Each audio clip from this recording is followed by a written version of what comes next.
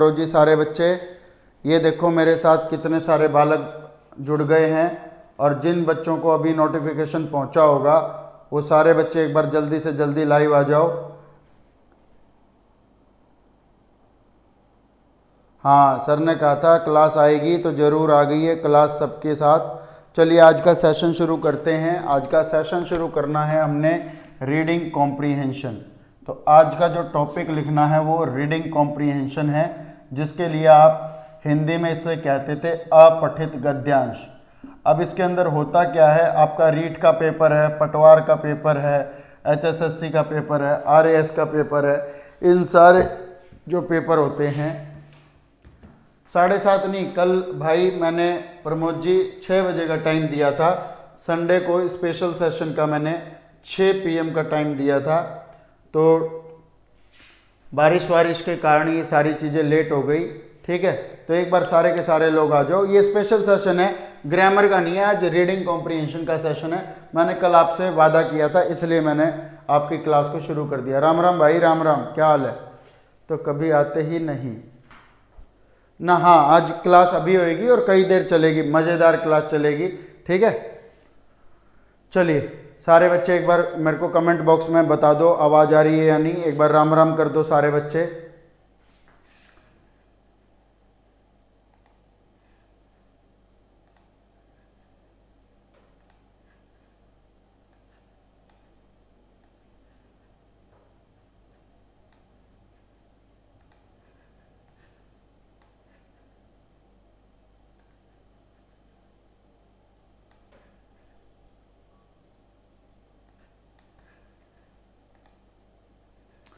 चलिए शुरू करते हैं रीडिंग कॉम्प्रीहेंशन। तो रीडिंग कॉम्प्रीहेंशन के लिए 2-3 चीज़ों की ध्यान रखना पड़ता है। सबसे पहली बात, आपको क्वेश्चन पढ़ने से पहले जब सीखने के दौर पर काम कर रहे हो, तो सबसे पहले आपको पूरा का पूरा आपका जो पैसेज दिया हुआ है उसको पढ़ना है। और आज की क्लास में जितने भी बच्चे शुरू करेंगे, सबसे पहले मोबाइल के अंदर जो आपकी जो पिक्चर क्वालिटी है वो 144 से बढ़ा के थोड़ी इंक्रीज कर लेंगे। थोड़े से बड़े पैसेज हैं, और साथ ही में फुल स्क्रीन कर लेंगे पढ़ने के लिए, ताकि आपको सारे क्वेश्चन बड़े तरीके से समझ में आएंगे। ठीक है,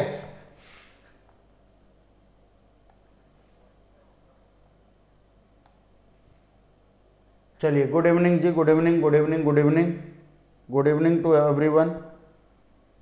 चलिए सबसे पहले मैं कॉम्प्रीहेंशन लगा देता हूँ। चलिए, ये कॉम्प्रीहेंशन आपके सामने शायद दिखाई दे रहा होगा, और क्वेश्चन नंबर 1 to 5 इसके बाद हम करेंगे। अगर मैं क्वेश्चन भी दिखा दूँ आपको, तो क्वेश्चन नंबर 1 इसके बाद ये आने वाला है। ठीक है, तो जल्दी से जल्दी अब इस कॉम्प्रीहेंशन को मेरे साथ साथ पढ़िए और बताइए। चलिए, टेक योर टाइम, आपको दिया जाता है अगले 120 सेकेंड।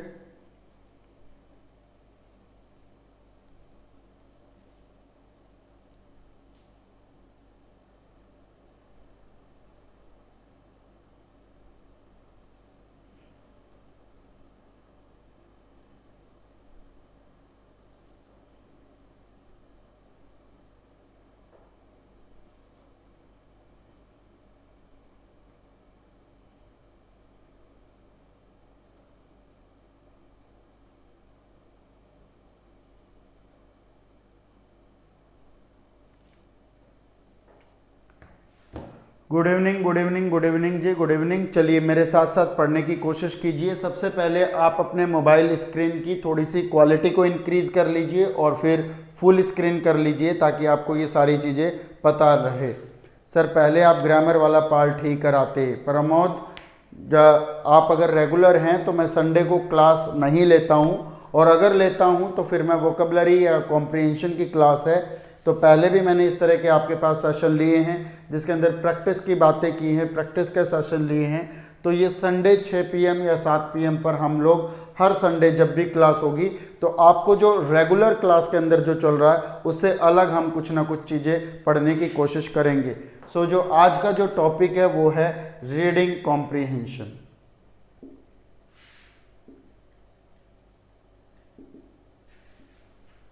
चलिए, सो रीडिंग कॉम्प्रीहेंशन के टॉपिक के अंदर सबसे पहले, ordinarily nothing upsets the equilibrium of the Pandit but the loss of the necklace which his wife had borrowed from a neighbor and the fact that he had to replace it worried him. Ordinarily का मतलब है सामान्य रूप से. Nothing upsets the equilibrium of the पंडित. पंडित के जो equilibrium को, equilibrium का मतलब होता है बैलेंस, जो मानसिक संतुलन होता है. सो पंडित के मानसिक संतुलन को सामान्य रूप से किसी भी चीज ने अपसेट नहीं किया था, किसी भी चीज ने अपसेट नहीं किया था. But the loss of the necklace which his wife had borrowed from a neighbour, लेकिन एक जो हार था, जो नेकलेस था, जो हार था, वो गुम गया था, गुम हो गया था. जो हार उसकी पत्नी ने एक पड़ोसी से बोरो किया था, मतलब उधार लिया था. And the fact that he had to replace it worried him. और उसी हार को, इट किसके लिए लगा, नेकलेस के लिए, उसी हार को रिप्लेस करना पड़ा था और वो अब लॉस हो गया, वो गुम हो गया. इस बात से वरीड हिम, ये चीज उसको चिंता जता रही थी, चिंता में लेकर आ रही थी. He spent all his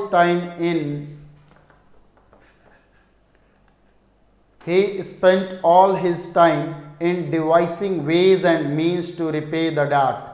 वो अपना पूरा का पूरा समय इस बात में सोचने पर लगा देता था. डिवाइसिंग वेज का मतलब होता है, वेज का मतलब होता है रास्ते, और डिवाइस का मतलब होता है सोचना, यानी कि कुछ ना कुछ चालाकियां सोचना. और मीन्स का मतलब होता है साधन. वो कई सारे साधन और रास्ते को सोचता गया. और जिस जिस वर्ड के ऊपर आपको मुश्किल आ रही है वो वर्ड आप एक बार कमेंट बॉक्स में मेंशन करते जाएं. उसकी मैं हिंदी आपको यहाँ पर व्हाइट बोर्ड पर लिख दूंगा और फिर आपने उस वर्ड का हिंदी साथ साथ लिख देना है, ताकि आपकी वोकैबुलरी भी और रीडिंग कॉम्प्रिहेंशन भी बहुत तरीके से शुरू हो जाए. ठीक है, तो फटाफट शुरू करते हैं. इंग्लिश के रीडिंग कॉम्प्रिहेंशन की क्लास चल रही है, जो अभी अभी यहाँ पर जुड़े हुए हैं. तो ही स्पेंट ऑल हिज टाइम, उसने पूरा का पूरा टाइम रास्ते अख्तियार करने में, साधनों को सोचने में लगा दिया कि how to repay the debt, कि उधार को कैसे चुकाएं. डेट, DEBT जो लिखा है इसका मतलब होता है डेट.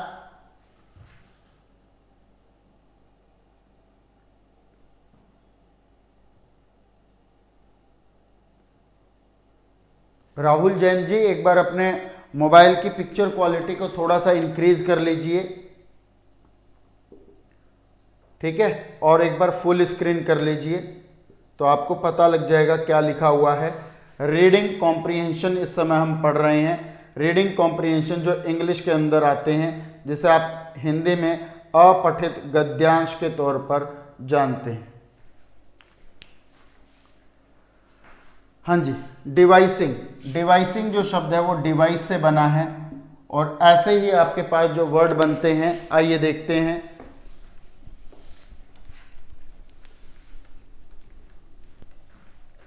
सबसे पहला शब्द जो आपने पूछा डिवाइस. एक शब्द होता है डिवाइस, ये नाउन का काम करता है, जिसका मतलब होता है उपकरण या यंत्र. और एक होता है DEVISE, ये वर्ब का काम करता है, जिसके बारे में होता है to think deeply. To think deeply या क्लेवरली, किसी चीज के बारे में गहराई से सोचना, गहराई से सोचना.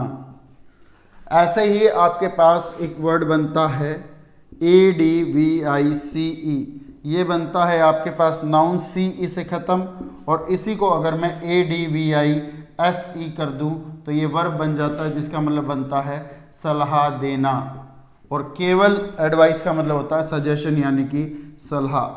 तो इस तरह से आपके पास स्पेलिंग का भी ध्यान रखने की कोशिश करनी है. ठीक है, वाह भाई वाह. बाकियों को आवाज वगैरह आ रही है. चलिए, अब इसके बाद अगला पार्ट पढ़ने की कोशिश करते हैं. It was 6 months later he gave his wife a gold necklace. और 6 महीने बाद उसने अपनी पत्नी को एक सोने का हार दिया. It was exactly what she had yearned for. और ये वही exactly वही चीज थी जिसकी वो इच्छा कर रही थी. तो अगला जो शब्द यहाँ पर लिखा हुआ है वो लिखा हुआ है यर्न, और यर्न के साथ हमेशा प्रपोजिशन क्या आता है? फॉर। एक बार सारे बच्चे जो भी सीरियस कैंडिडेट यहाँ पर जुड़े हुए हैं, मेरे सारे दोस्त यहाँ पर लिखिए, वो सारे बच्चे यर्न फॉर अपने कमेंट बॉक्स पर लिखेंगे। और यर्न फॉर का मतलब है किसी चीज के बारे में विश करना या डिजायर करना या किसी चीज के बारे में इच्छा रखना। क्या रखना? इच्छा रखना। फटाफट लिखिए, यर्न फॉर, यर्न फॉर, ठीक है। It was exactly what she had yearn for, और ये वही चीज थी जिसके बारे में वो तड़प रही थी, इच्छा रख रही थी। किस चीज के बारे में तड़प रही थी? गोल्ड नेकलेस के बारे में। और there is no need to repay it, she said, और उसने कहा अब इसको लौटाने की कोई जरूरत नहीं है। द पंडित वॉज सरप्राइज्ड, और एकदम से पंडित भौचक्का रह गया, एकदम से पंडित भौचक्का रह गया कि हे राम, मेरी पत्नी क्या कह रही है कि इस गोल्ड के हार को, गोल्ड चेन को मैं जो लेकर आया हूं, क्या इसको लौटाया भी ना जाए? क्या इसको लौटाया भी ना जाए? शी एक्सप्लेन्ड, फिर उसने एक्सप्लेन किया, उसने अपने बात का वर्णन किया। The necklace was not stolen, necklace चोरी नहीं हुआ था। That was the only way I could think of making you get me one, necklace चोरी नहीं हुआ था, यही तरीका था कि मैं चाहती थी कि तुम्हें लगे कि चोरी हो गया और तुम कहीं से लाके दो, और अब तुम मुझे लेके आ गए हो, अब मेरा काम चल गया है। हे मेरे पति परमेश्वर, आप कितने अच्छे हैं, आप कितने अच्छे हैं। अब बताइए, अगर आपने इस पूरे के पूरे पैराग्राफ को पढ़ा, ऐसी कोई शिक्षा दीक्षा तो यहाँ से कोई मिली नहीं, लेकिन आपको 5 बढ़िया बढ़िया क्वेश्चन जरूर मिलेंगे जो आपके करियर बनाने के लिए बहुत ज़रूरी होते हैं। रीडिंग कॉम्प्रिहेंशन की सबसे खास बात, सबसे ब्यूटीफुल बात क्या होती है, आपको पता भी है। रीडिंग कॉम्प्रिहेंशन की सबसे ब्यूटीफुल बात होती है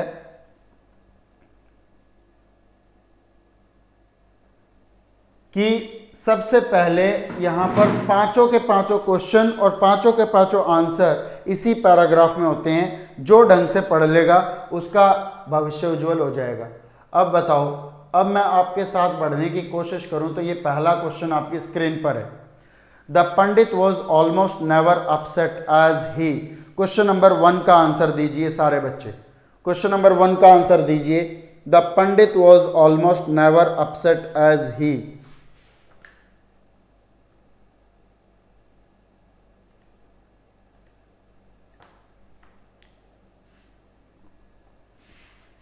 वेरी गुड। डिवाइस का मतलब होता है पॉन्डर, वेरी गुड।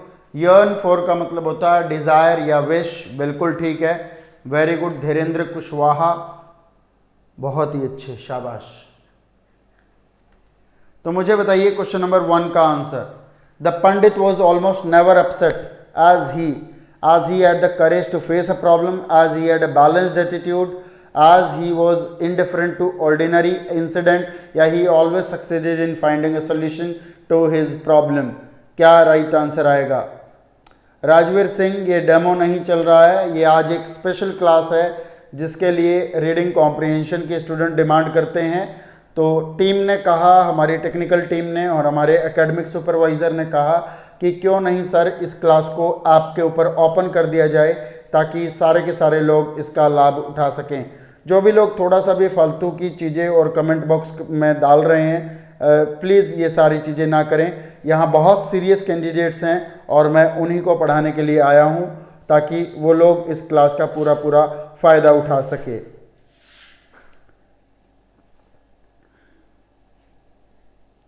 तो यहाँ पर ऑप्शन नंबर बी और ऑप्शन नंबर डी के बीच एक लड़ाई चल रही है। आइए सबसे पहले इस क्वेश्चन के पीछे जाते हैं। The pandit was almost never upset, कभी भी अपसेट नहीं हुआ था। कभी भी अपसेट अगर नहीं हुआ था तो इसके पीछे का कारण क्या है? Ordinary nothing upset the equilibrium of the pandit, कोई भी चीज पंडित को अपसेट नहीं करती, but the loss of the necklace which his wife had borrowed from a neighbour. तो इसका मतलब ये लिखा हुआ था इसके अंदर। तो अब बताइए, he had the courage to face a problem या he has a balanced attitude. तो यहाँ पर जो एक वर्ड लिखा हुआ था इक्विलिब्रियम, क्या लिखा हुआ था? इक्विलिब्रियम। तो इक्विलिब्रियम का ही मतलब होता है बैलेंस एटीट्यूड, बैलेंस एटीट्यूड। और इसी शब्द के मीनिंग को अलग से यहाँ पर लिख दिया। पैराग्राफ के अंदर आपके पास इक्विलिब्रियम लिखा हुआ था और क्वेश्चन के आंसर में बैलेंस एटीट्यूड लिखा हुआ था, तो ये इसका राइट आंसर हो जाएगा। Option number B is the right answer.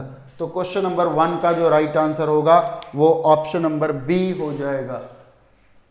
वो हमेशा चीज़ों के सॉल्यूशन को फाइंड करने की कोशिश करता था। ये बात कहीं पे भी लिखी नहीं गई है, ये तुम खुद से कंक्लूड करने की कोशिश कर रहे हो। जो चीज़ पैराग्राफ में गिवन ही नहीं है वो आपका राइट आंसर कैसे हो सकता है?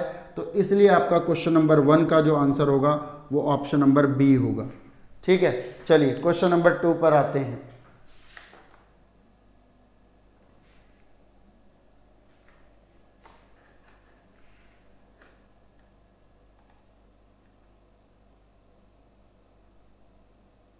चलिए क्वेश्चन नंबर 2 देखिए। What worried the Pandit most was his wife had lost the necklace. He had to replace the necklace. His wife was so foolish and careless. The necklace was very expensive. किस चीज़ ने पंडित को बहुत ज़्यादा चिंतित किया था? कि उसकी वाइफ ने नेकलेस को खो दिया था, या ही had to replace the necklace, उसको नेकलेस को बदलवाना पड़ा था, या his wife was so foolish and careless, उसकी वाइफ बड़ी ही मूर्ख और लापरवाह थी, और या फिर the necklace was very expensive, कि नेकलेस जो था वो बहुत एक्सपेंसिव था। तो क्वेश्चन नंबर 2 का राइट आंसर क्या आएगा?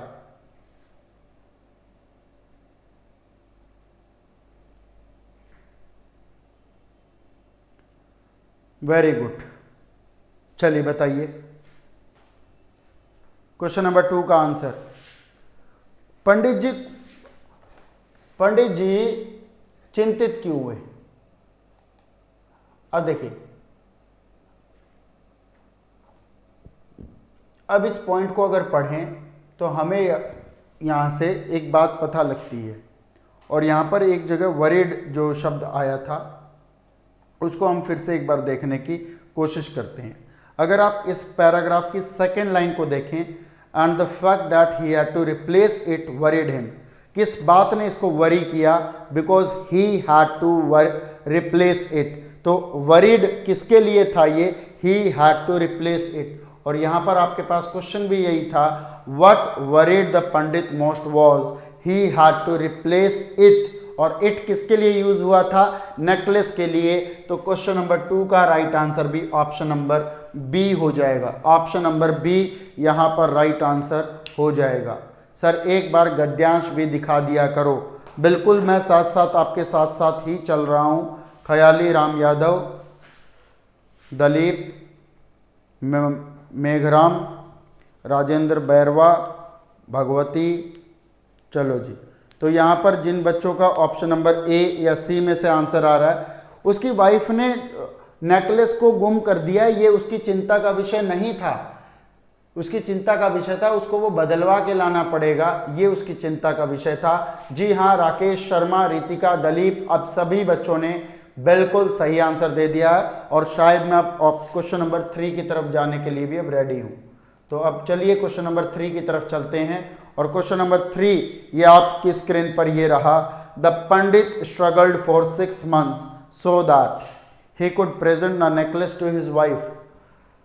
पंडित ने 6 महीने के लिए स्ट्रगल किया ताकि वो अपनी वाइफ को एक नया नेकलेस प्रेजेंट कर सके, या option number B, he could lend the necklace to others, वो किसी दूसरे को नेकलेस लैंड कर सके। तो बोरो का मतलब होता है उधार लेना, और लैंड का मतलब होता है उधार देना। दूसरों की तो कोई बात ही नहीं हुई, तो ये तो ऑप्शन ही कट जाएगा, और आप लोग तो बुद्धिजीवी हैं, ऑप्शन नंबर बी तो दिमाग से ही उड़ा देंगे।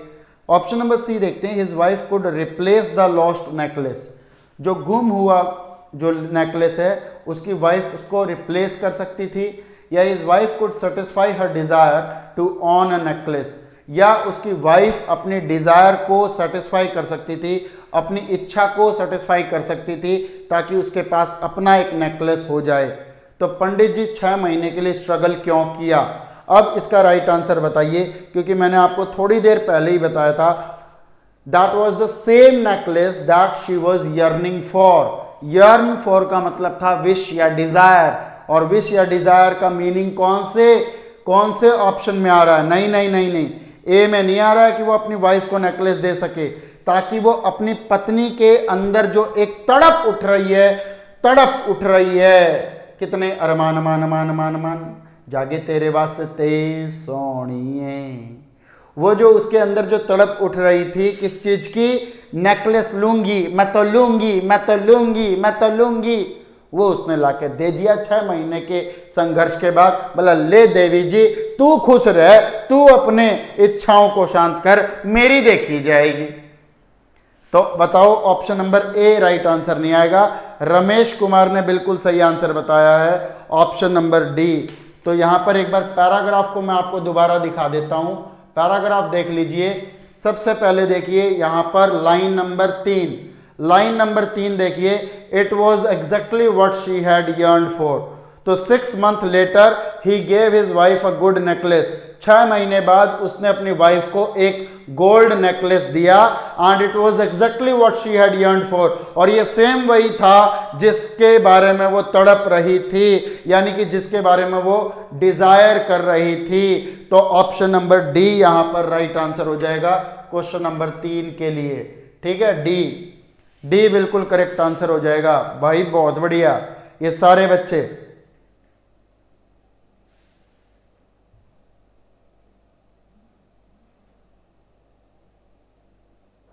चल भाई चल, बहुत बढ़िया। चलो क्वेश्चन नंबर 4 की तरफ बढ़ूं। एक बार यस या नो बता दो, यस या नो करके बता दो। क्वेश्चन नंबर 4 की तरफ बढ़ूं। चलो भाई कोई बात नहीं, जितने बच्चे जुड़े हुए हैं सारे जुड़े रहो, बहुत सारे कॉम्प्रीहेंशन है, एक एक करके सॉल्व हो जाएंगे। 5-5 क्वेश्चन के हैं। जैसे जैसे आगे बढ़ते जाएंगे स्टैंडर्ड भी बढ़ता जाएगा और इंटरेस्ट भी बढ़ता जाएगा। ठीक है,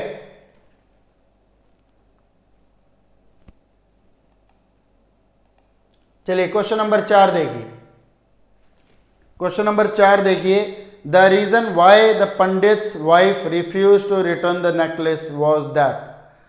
आखिर क्या कारण था कि पंडित जी की वाइफ ने मना कर दिया कि इस नेकलेस को लौटाने का नहीं, काहे नहीं लौटाने का?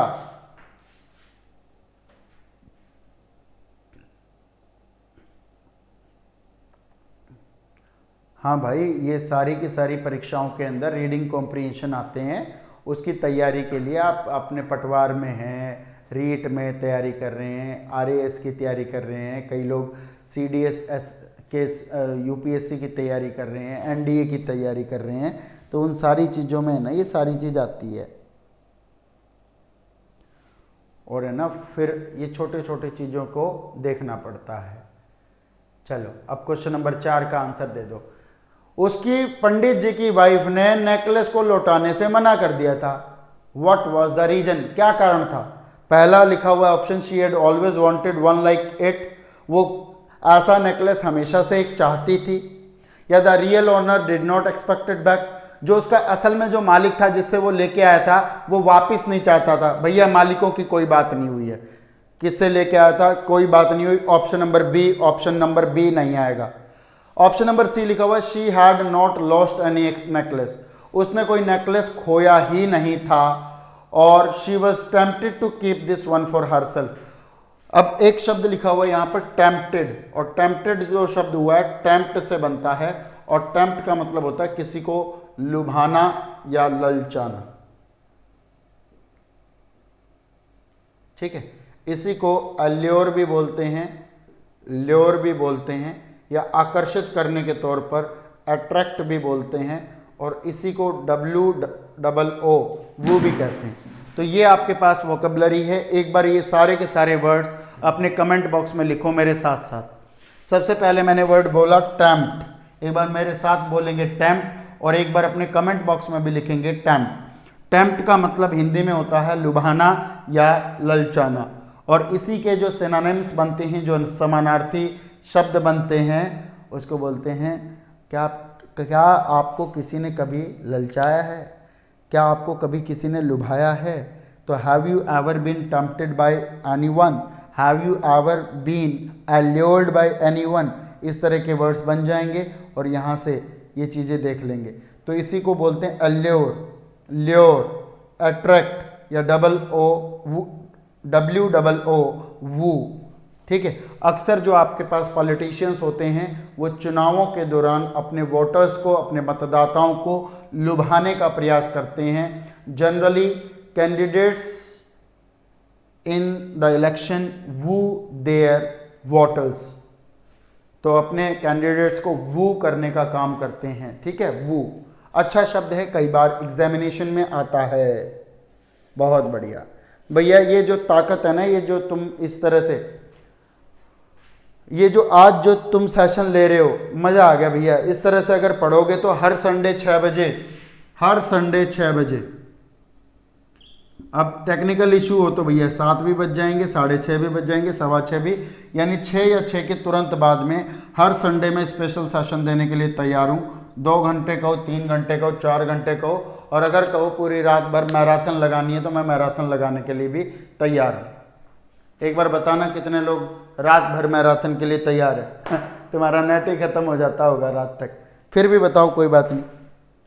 तो क्वेश्चन नंबर 4 का जो राइट आंसर है वो आप लोगों ने बताया, शी हैड ऑलवेज वांटेड। चलो इसके लिए मैं सबसे पहले एक बार पैसेज पे ले आऊं। तो पंडित जी की वाइफ ने कहा, उसने कहा there is no need to repay it, इसको लौटाने की जरूरत नहीं है। The necklace was not stolen, क्योंकि नेकलेस चोरी हुआ ही नहीं था। That was the only way I could think of making you get me one, ताकि मैं आपको, यही एक तरीका था ताकि मैं आपको ये सोच पाने में बना पाऊं कि आप मेरे लिए ये सब चीजें लेकर आए। तो she had not lost any necklace, या the real owner she was tempted to keep, या तो she had not lost any necklace, कोई भी नेकलेस गुम नहीं हुआ था, because she had always wanted one like it, तो कोई नेकलेस चोरी नहीं हुआ था, ये रीजन था। या कोई रीजन ये था कि वो इसी तरह का नेकलेस चाहती थी। तो जी हाँ, आखिरी लाइन में लिखा है आई could think of making you get me one, ताकि तुम मेरे लिए एक ऐसा लेकर आओ, तो वो ऑप्शन नंबर ए में आ जाएगा। वो बिल्कुल एक हूबहू ऐसा चाहती थी, ऑप्शन नंबर ए। तो क्वेश्चन नंबर 4 का आंसर हो जाएगा ऑप्शन नंबर ए। चलिए क्वेश्चन नंबर 5 की तरफ बढ़ते हैं। आप में से बहुत सारे बच्चों का ऑप्शन नंबर ए सही है। जिन लोगों का ठीक है वो लोग, बहुत 4 GB मिलता है, आइए कभी रात में। अच्छा धीरेन्द्र बाबू, चुनौती दे रहे हो। चलिए मिलते हैं, जल्द मिलते हैं। चलिए आगे बढ़े, चलो चलिए क्वेश्चन नंबर 5 देखिए, आखिरी क्वेश्चन है। जो लोग अभी अभी जुड़े हैं इस सेशन के अंदर, वो बस इस क्वेश्चन का इंतजार करें। इस क्वेश्चन के बाद एक नया कॉम्प्रिहेंशन शुरू होगा, बिल्कुल 0 से हीरो तक लेकर जाएंगे उसको। लेकिन क्वेश्चन नंबर 5 आपकी स्क्रीन पर ये रहा। The pandit's wife had told him a lie in order to, Pandit ji की वाइफ ने उससे झूठ बोला था, इन ऑर्डर टू, क्योंकि, to trick him into satisfying her yearning, punish him for refusing to get her what she desired, make him repay a debt, या force him to work hard to earn more and more. So what should be the answer for question number 5? Yes, right answer क्या होगा? पंडित जी की wife ने उसे झूठ बोला था ताकि वो पंडित जी को थोड़ा सा चालबाजी में ले सके कि भैया तुम मेरी इच्छाओं की पूर्ति कर दो। जी हाँ, ये बात तो ठीक थी, ए वाला हो सकता है। बी वाला देखते, punish him for refusing to get her what she desired, जो वो चाहती थी पंडित जी ने मना कर दिया था लाने से, इसलिए वो पंडित जी को पनिश कर रही थी, दंडित कर रही थी। अरे पति देव थे उसके, दंडित करने की तो कोई बात ही नहीं हुई है। ऑप्शन नंबर बी तो राइट आंसर नहीं हो सकता है। ऑप्शन नंबर सी लिखा हुआ है make him repay a date, ताकि वो अपना कर्ज चुका दे, कर्ज चुकाने की भी कोई बात नहीं हुई है। Force him to work hard to earn more and more, उसको वो दबाव दे रही थी, बेटा और कमा के ला, और कमा के ला, तब मेरी इच्छाओं की पूर्ति होगी, तब मेरी छाती ठंडी पड़ेगी। ना जी ना, ये भी गलत है। तो ये बी, सी और डी तीनों ऑप्शन गलत है। ऑप्शन नंबर जो ए है वो बिल्कुल सही है। तो ए सही आंसर है। She was telling a lie in order to trick him into satisfying her earning. Option number A आएगा। मनीषा का आंसर सही है, उमा शंकर का आंसर सही है, गुड। राजेंद्र कुमार बैरवा का आंसर सही है, पूजा का आंसर सही है। ओके ओके ओके ओके, मेरे बड़े भाई अक्षर टेपण यहाँ आ चुके हैं, बहुत बढ़िया। राकेश, राजेंद्र, सुनीता, शुभम, रितिका, सारे लोग, बहुत बढ़िया। चलिए अब अगले क्वेश्चन पर तैयार हो जाओ। दिल दा मामला है दिलबर, दिल से मोहब्बत से पढ़ना बस। चलो इसको मैं गायब कर देता हूं। अब क्वेश्चन नंबर, ये गायब हो गया।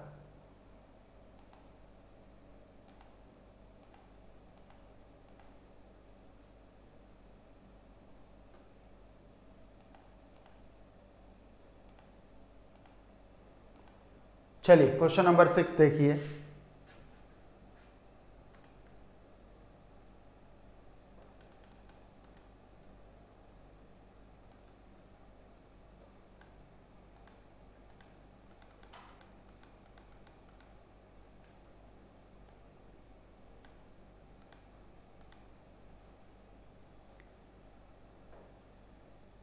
अच्छा, नाम लेने से अच्छा खुश हो जाते हो आप लोग? अरे भैया आप मेरे को बता दिया करो, जिसको भी अपना अपना नाम दिलवाना है ना, या किसी का भी नाम दिलवाना है। मेरे को एक चीज़ याद आ गई, बाकी लोग जो सिंसियर बच्चे हैं वो पढ़ना शुरू करें। क्वेश्चन नंबर 6 to 10 के लिए आपका सेकंड पैसेज आपकी स्क्रीन पर दिखाई दे रहा है। बड़ा छोटा सा पैसेज और इंटरेस्टिंग पैसेज है, एक बार पढ़िएगा।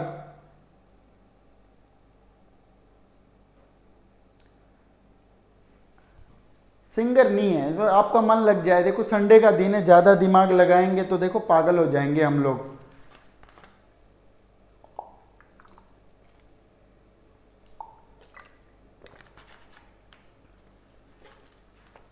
मस्त रहो ना।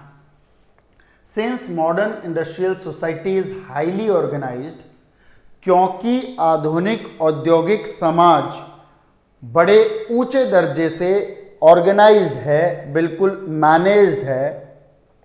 If there is a strike in a vital industry, vital का मतलब होता है इंपॉर्टेंट। चलिए अब इसको रब कर देता हूं मैं, और अब नई वोकेबलरी आपके सामने आ रही है। जिन जिन वर्ड्स को मैं लिखता जाऊंगा उसके बारे में आप लोग भी साथ साथ लिखते जाएंगे। तो सबसे पहला वर्ड जो यहाँ आया है वो है वाइटल, VITAL। ये अपने आप में एक एडजेक्टिव होता है जिसका अर्थ होता है इम्पोर्टेंट। वाइटल का मतलब होता है इम्पोर्टेंट, यानी प्रमुख या मुख्य के लिए यूज किया जाता है। प्रमुख या मुख्य के लिए यूज किया जाता है। ये देख लो प्रमोद कुमार मीना, सर प्लीज एक मस्त सा गाना सुना दो। अच्छा पक्का सुनाऊंगा, पहले इस पर पूरे के पूरे कॉम्प्रिहेंशन के 5 राइट आंसर देने पड़ेंगे। मैं पहले ही बता चुका हूं आपको, आज की क्लास के अंदर 2 काम करने पड़ेंगे भाई। सबसे पहले तो आप अपनी पिक्चर क्वालिटी को इंक्रीज कर लीजिए, ठीक है, और दूसरी चीज इसको जूम या फुल स्क्रीन कर लीजिए तो आपको बिल्कुल ठीक दिखाई देगा। कतई जहर।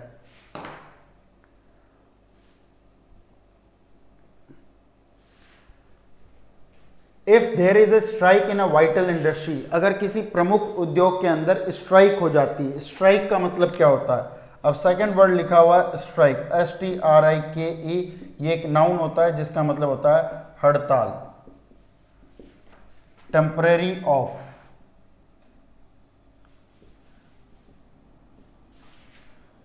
टेम्परेरी ऑफ को स्ट्राइक कहते हैं, ठीक है। अच्छा धीरेन्द्र कह रहा है सबका नाम लिया करिए बाद में। भाई फिर देख, नाम मैं यूं ले लूं, कंटेंट के साथ तुम्हारे नाम भी लेता रहूं तो दिक्कत होती है, फिर दोनों चीज मिक्स हो जाती है। चलो पहले मैं आपको पूरा पढ़ के सुना दूं, आप भी एक बार कमेंट को रोक दो। Sir do you feel like in your class, कहना क्या चाहते हो रमेश कुमार? रमेश बाबू तुम क्या जानो चुटकी भर सिंदूर की कीमत रमेश बाबू।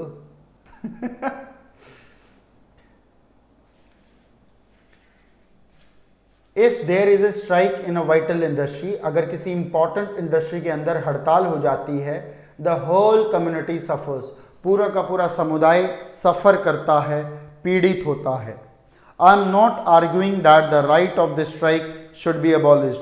मैं इस बात पर आर्ग्यू नहीं कर रहा हूं कि जो हड़ताल करने का अधिकार है उसको अबॉलिश कर दिया जाना चाहिए। तो अगला जो शब्द लिखा हुआ है आर्ग्यू, तो थर्ड वर्ड है आर्ग्यू। आर्ग्यू का मतलब होता है आर्ग्यूमेंट करना। ये आर्ग्यूइंग शब्द वर्ब से बना है, आर्ग्यू से, और आर्ग्यू का मतलब होता है make a point. Make a point यानी कि मेक अ पॉइंट का मतलब होता है अपना पक्ष रखना, अपना पक्ष रखना, ठीक है। और अबॉलिश शब्द लिखा हुआ है ऑप्शन नंबर 4, अबॉलिश। अबॉलिश शब्द ए बी से स्टार्ट होने वाले कोई भी शब्द हो नेगेटिव होते हैं। अब देखो खुद बताओ, एब, एब अच्छे होते हैं बुरे? तो आप कहोगे सर किसी भी चीज के जो एब होते हैं वो बुरे होते हैं। तो ए बी से स्टार्ट होने वाले अंग्रेजी के 99% वर्ड नेगेटिव नेचर के होते हैं। और एबोलिश का मतलब होता है किसी चीज को खत्म करना या कैंसिल करना। और इसे अच्छा सा शब्द भी बोलते हैं अब्रोगेट, ABROGATE,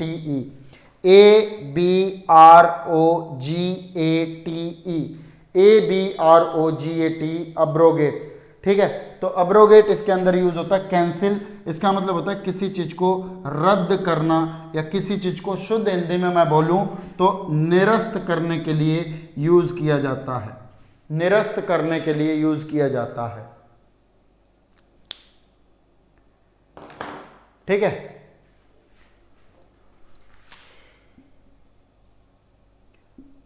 तो भाई एक दो बच्चे अभी फिर से बीच बीच में आते जा रहे हैं तो पूछ रहे हैं क्या है, रीडिंग कॉम्प्रिहेंशन की क्लास चल रही है भाई, ठीक है। और ये जो है इंग्लिश के अंदर आता है।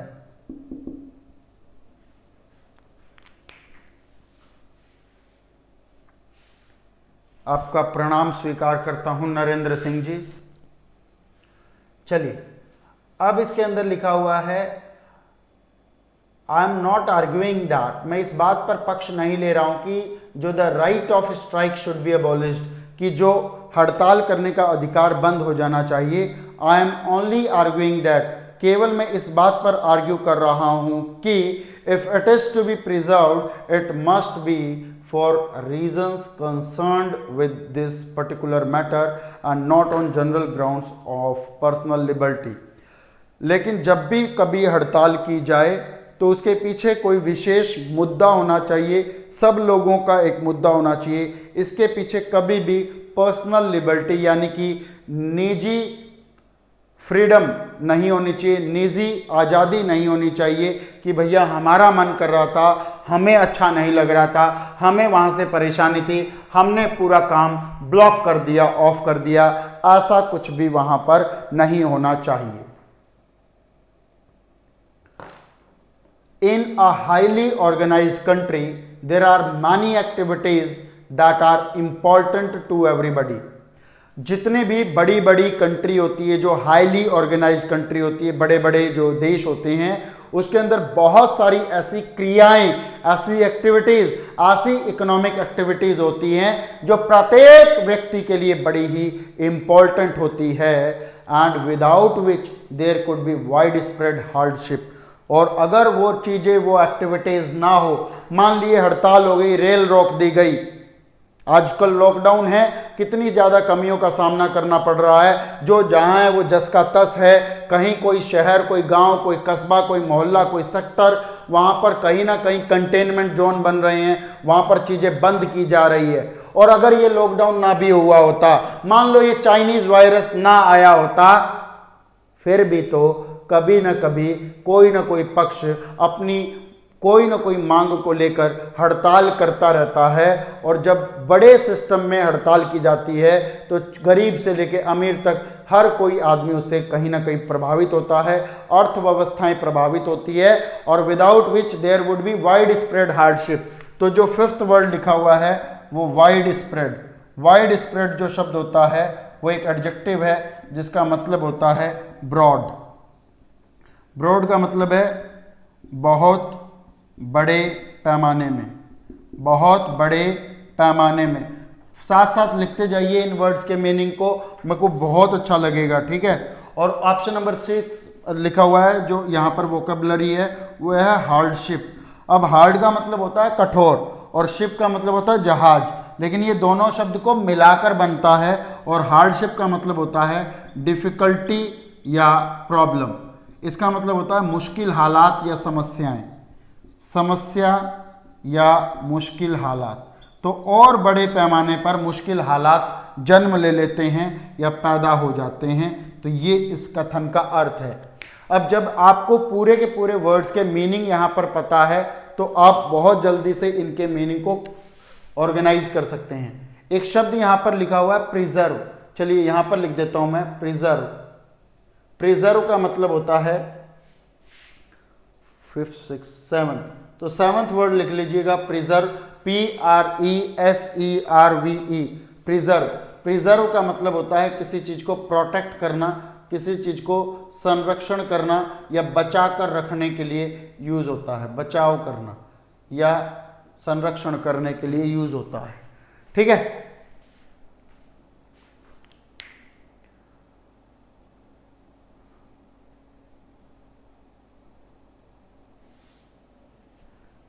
तो अब जब आपको ये सारे के सारे वर्ड्स मीनिंग पता है ना, देखो फालतू एक बार बात बाद में करेंगे। देखो अब बिल्कुल गंभीरता से सोचना, इतने मीनिंग अगर आपको पता है तब आपको ये पैराग्राफ पूरा समझ में आएगा, नहीं तो तुक्के लगेंगे खाली और पांचों के पांचों आंसर गलत जाएंगे। अब जब तुक्के नहीं लगाने तो एक बार इसको पूरा पढ़ लो। मॉडर्न इंडस्ट्रियल सोसाइटी के अंदर जो ऑर्गेनाइज होती है, अगर वहां पर वाइटल इंडस्ट्री के अंदर स्ट्राइक होती है तो पूरी की पूरी कम्युनिटी सफर करती है। पहली लाइन भी यही बोली थी, आई am not arguing that the strike right of the strike should B abolished. मैं ये नहीं कह रहा हूं कि जो स्ट्राइक का अधिकार है वो खत्म हो जाना चाहिए। I am only arguing that if it is to be preserved, अगर इसको संरक्षित किया जाना है, अगर इस अधिकार को संरक्षित किया जाना है, it must be for reasons, ये किसी कारण से होना चाहिए, concerned with this particular matter, वो किसी विशेष कारण से, विशेष मुद्दे से संबंधित होना चाहिए, and not on general ground of personal liberty, ये किसी निजी स्वाधीनता के सामान्य फाउंडेशन पर आधारित नहीं होना चाहिए। In a highly organised country, अगर कोई हाईली ऑर्गेनाइज्ड कंट्री है, अमेरिका जैसा देश या भारत जैसा देश, there are many activities that are important to everybody, बहुत सारी एक्टिविटीज, बहुत सारी अनुक्रियाएं ऐसी होती है जो प्रत्येक व्यक्ति के लिए बड़ी इंपॉर्टेंट होती है, एंड विदाउट विच, और उनके बिना there would be wide spread hardship, और वहां पर बड़े पैमाने पर मुश्किलों और समस्याओं का सामना करना पड़ता है।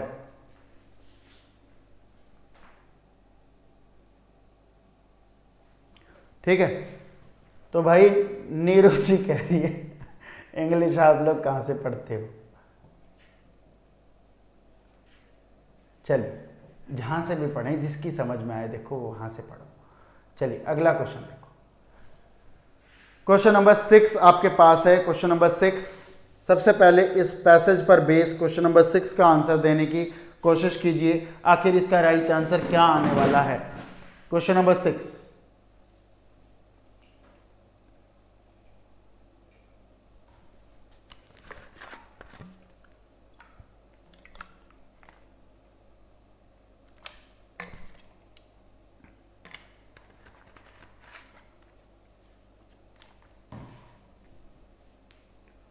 बताइए बताइए फटाफट बताइए क्वेश्चन नंबर 6 का answer.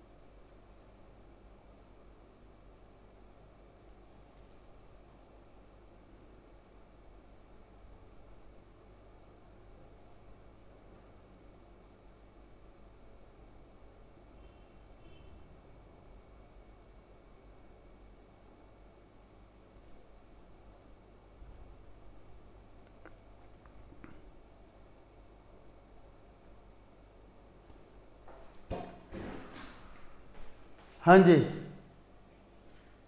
a gross violation of rules. A strike is generally regarded as, एक जो स्ट्राइक होती है वो किस तरह से रिगार्ड की जाती है? An act of discipline, N expression of individual freedom, a gross violation of rules या एन अनडेमोक्रेटिक एक्ट। तो जो स्ट्राइक होती है एक्चुअली क्या होती है? तो सबसे पहले स्ट्राइक देखिए, there is a strike in vital industry, the whole community suffers. I am not arguing that the right of strike should be abolished, I am only arguing that it is to be preserved, it must be for reasons concern for the particular matter. यानी किसी particular matter पर जब कोई चीज होती है तब आपके पास स्ट्राइक की जाती है। तो स्ट्राइक अपने आप में एक इनडिसिप्लिन है, या फिर कोई इंडिविजुअल फ्रीडम का एक्सप्रेशन है, या फिर रूल्स का एक वायलेशन है, या फिर ये चीज़ें अनडेमोक्रेटिक है, अलोकतांत्रिक है। तो ये अपने आप में रूल्स का ग्रॉस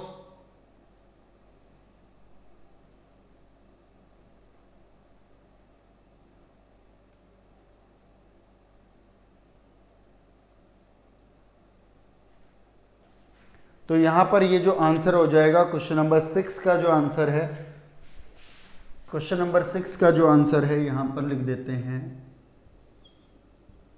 तो ये हो जाएगा an expression of individual freedom, option number B. तो ये किसी भी इंडिविजुअल फ्रीडम का एक एक्सप्रेशन है, कोई कभी भी आपके पास हड़ताल कर सकता है। ठीक है, तो ये कोई भी बात इसके अंदर नहीं लिखी है कि यहाँ पर जो लोगों का वायलेशन होता है या अनडेमोक्रेटिक है। ऑप्शन नंबर बी, रितिका, प्रीति प्रजापत, राकेश, बहुत बढ़िया, शाबाश। चलिए अब अगले क्वेश्चन पर बढ़ते हैं। क्वेश्चन नंबर 7 आपकी स्क्रीन पर दिखाई दे रहा है। The author is of the opinion that, जो लेखक है इस पैराग्राफ का वो इस मत पर है, वो इस मत से सहमत है कि ऑल स्ट्राइक्स आर बैड, सारी की सारी स्ट्राइक बुरी होती है। Strike should always be encouraged, हमेशा स्ट्राइक्स को बढ़ावा दिया जाना चाहिए। या फिर strike should be suppressed by all means, हर तरीके से हड़तालों को दबाया जाना चाहिए। स्ट्राइक्स में be there in the interest of the general good, strikes हो सकती है अगर वहाँ पर सामान्य लोगों के हितों में कुछ काम होता है तो हड़ताल अच्छी है, हो सकती है। तो इसमें से बताइए मुझे यहाँ पर राइट आंसर क्या है। जब भी आप रीडिंग कॉम्प्रिहेंशन की बात करेंगे तो हमेशा ध्यान रखेंगे जो चीज़ें पैराग्राफ में गिवन हैं वहीं से आप आंसर निकालने की कोशिश करेंगे। अपना दिमाग या अपनी जनरल स्टडीज़ या सामान्य ज्ञान को, हिस्ट्री, पॉलिटी, ज्योग्राफी, इकोनॉमिक्स या जनरल साइंस को अप्लाई करने की कोई कोशिश नहीं करनी है। ये सबसे बेसिक बात है। आपको ऑप्शन इस तरह से फ्लक्चुएट करने की कोशिश करेंगे। बिल्कुल ठीक आंसर दे पा रहे हैं, ऑप्शन नंबर डी यहाँ पर बिल्कुल करेक्ट आंसर है। ऑप्शन नंबर क्वेश्चन नंबर 7 का ऑप्शन नंबर डी, स्ट्राइक्स में be there in the interest of the general good, सामान्य लोगों के हितों में स्ट्राइक हो सकती है। ये आसान क्वेश्चन था, सबका सही है। आइए अगले क्वेश्चन पर बढ़ते हैं, क्वेश्चन नंबर 8। क्वेश्चन नंबर 8 की तरफ बढ़ते हैं। शाबाश, क्या बात है, बहुत जनता है आज तो, मजा आ गया भैया।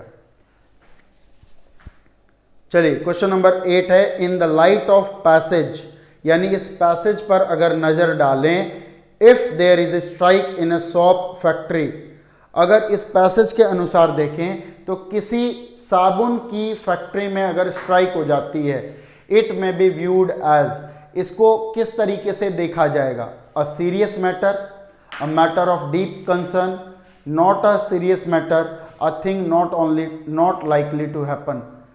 यानी एक ये सीरियस मैटर है, ये एक मैटर है जो गहरे संबंध से है, नॉट अ सीरियस मैटर या a thing not likely to happen.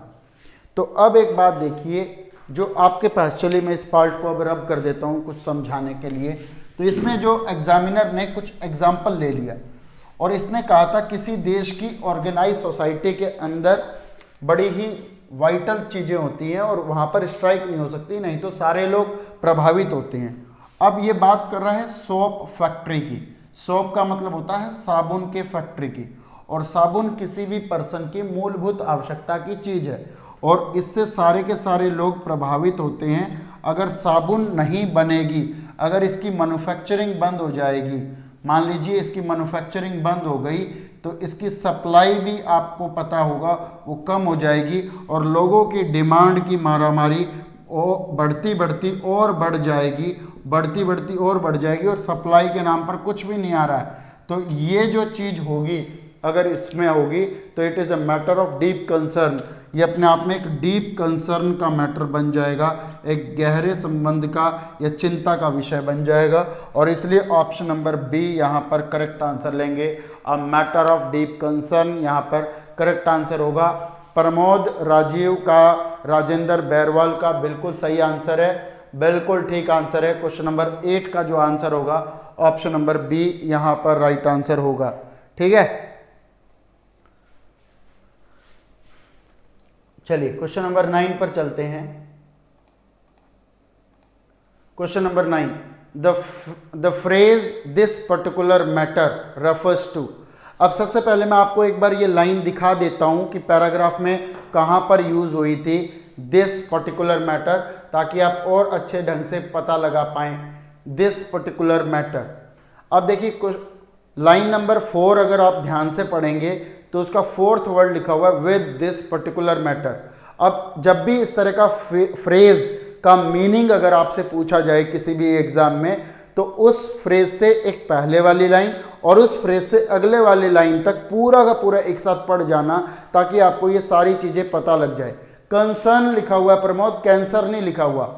हाँ, कैंसर नहीं है ये, कैंसर तो बड़ी बीमारी हो जाएगी भैया। कंसर्न लिखा हुआ है, कंसर्न का मतलब होता है चिंता।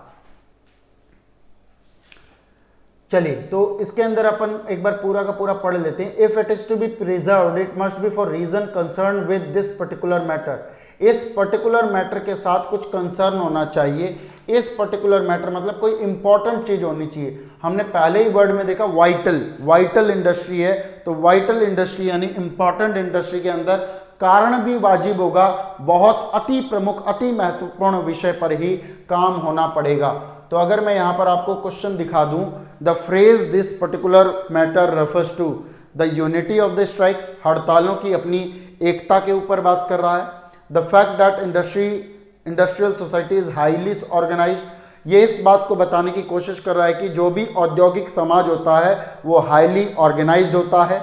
या ये बता रहा है the suffering of the strikes, जो हड़तालों के कारण लोगों को समस्याएं आती हैं, सफरिंग के बारे में बात कर रहा है। या the interest of the factory owners, जितने भी फैक्ट्री के मालिक हैं उनके हितों की बात कर रहा है। आपने देखा होगा फैक्ट्रियों के मालिक कभी हड़ताल नहीं करते, फैक्ट्री के मजदूर हमेशा हड़ताल करने की कोशिश करते हैं। उनकी अपनी कुछ ना कुछ बेसिक नीड्स होती हैं, बेसिक डिमांड्स होती हैं उनको पूरा कराने के लिए। इसलिए यहां पर ऑप्शन नंबर डी कतई आंसर में नहीं आएगा। ऑप्शन नंबर डी कतई आंसर में नहीं आएगा। तो बताइए ऑप्शन नंबर डी अगर नहीं आएगा तो ए, बी या सी में से क्या आएगा? तो दिस पर्टिकुलर मैटर जो है वो इंडस्ट्रियल सोसाइटी के लिए यूज कर रखा है, क्योंकि इंडस्ट्रियल सोसाइटी हाईली ऑर्गेनाइज्ड है, जो आपको पता लग गया। जिन जिन बच्चों का आंसर है ऑप्शन नंबर बी बिल्कुल सही आंसर है, God bless you. Question number 9 का जो आंसर है वो क्वेश्चन ऑप्शन नंबर बी है। अब बताइए 10th का आंसर क्या होगा? यहां नीचे लग रहा था, ये रब कर दिया। क्वेश्चन नंबर 10 का आंसर बताइए क्या बनेगा? क्वेश्चन नंबर 10 का आंसर क्या बनेगा? अब बताइए क्वेश्चन नंबर 10 का आंसर क्या बनेगा?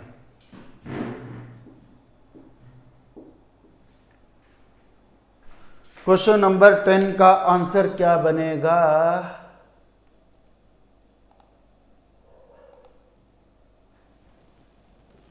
चलिए क्वेश्चन नंबर 10 अगर पढ़ पा रहे हैं, according to the author which one of the following best describes an industrial society. अगर लेखक के अनुसार देखें तो कौन सी ऐसी चीज है जो इंडस्ट्रियल सोसाइटी को बहुत बेहतर तरीके से डिस्क्राइब करती है?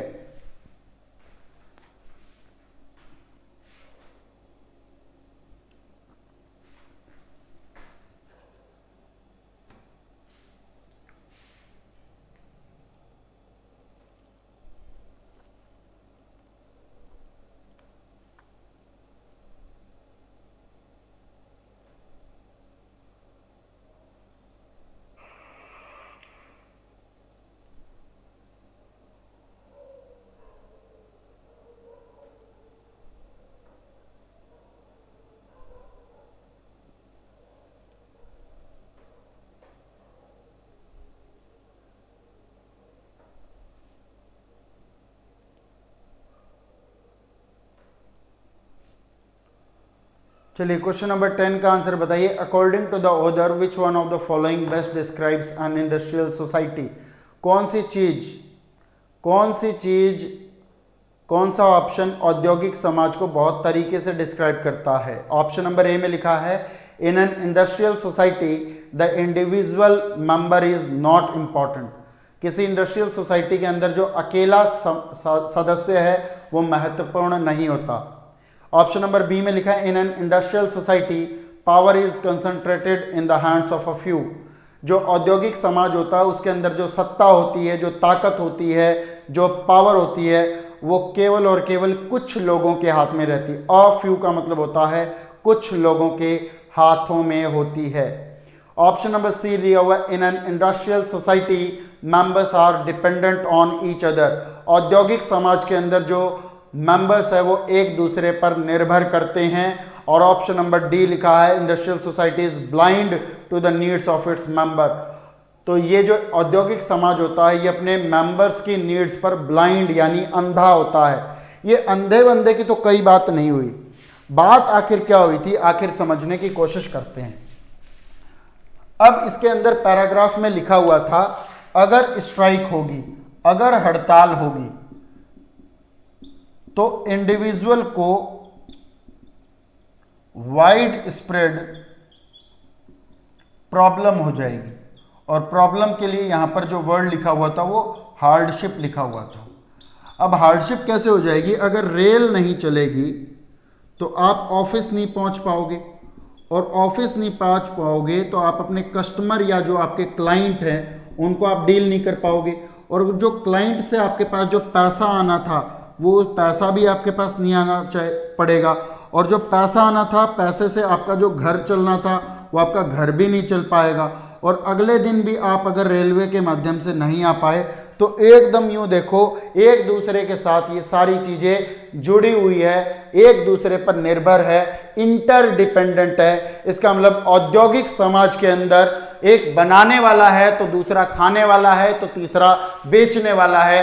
हर आदमी को एक दूसरे की जरूरत है, हर आदमी एक दूसरे के साथ जुड़ा हुआ है। तो every member in the industrial society is dependent on each other. इसके अंदर राइट आंसर आएगा। और क्वेश्चन नंबर 10 का जो आंसर बनेगा वो बनेगा ऑप्शन नंबर सी। 10 का जो आंसर बनेगा वो ऑप्शन नंबर सी बनेगा। काजोल का आंसर सही है, राजीव का आंसर सही है, रितिका का आंसर सही है, बहुत बढ़िया, शाबाश। ममता का, राकेश का, बिल्कुल आंसर सबका सही है, शाबाश।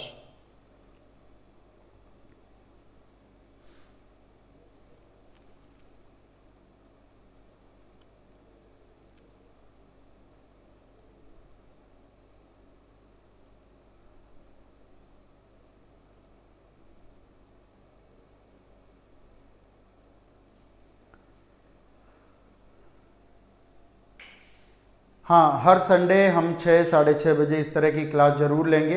वैसे मेरा बैच जो है वो चल रहा है 7:30 बजे मंडे टू सैटरडे, 7:30 बजे शाम को बैच चलता है, जिसके अंदर हम ग्रामर करते हैं, वोकेबलरी करते हैं, सारी चीज़ें होती हैं।